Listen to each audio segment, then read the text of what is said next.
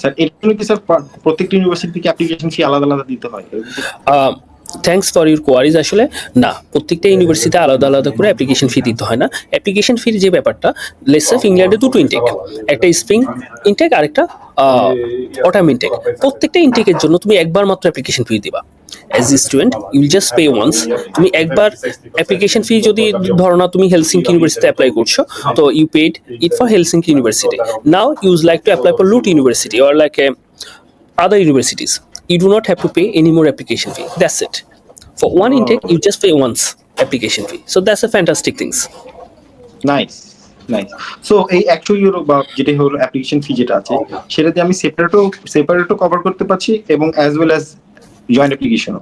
তো Exactly. তাহলে ব্যাপারটা দাঁড়ালো ব্যাচেলার্সের ক্ষেত্রে, আমি যদি 100 ইউরো দিয়ে অ্যাপ্লাই করি ফিনল্যান্ডের জন্য, তাহলে আমি অপশন পাচ্ছি 6টা খাত পাচ্ছি, 6টা সেপারেট জয়েন্ট অ্যাপ্লিকেশনের।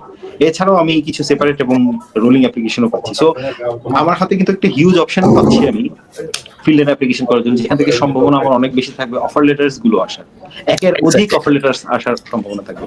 সো এই Exactly. কারণেও এটাও একটা রিজন আমার, যেটা ব্যক্তিগতভাবে মনে হয় যে ফিনল্যান্ডে অ্যাপ্লিকেশনটা এত বেশি হয় এবং সবাই অ্যাপ্লাই করে, চান্সেস আর ভেরি হাই।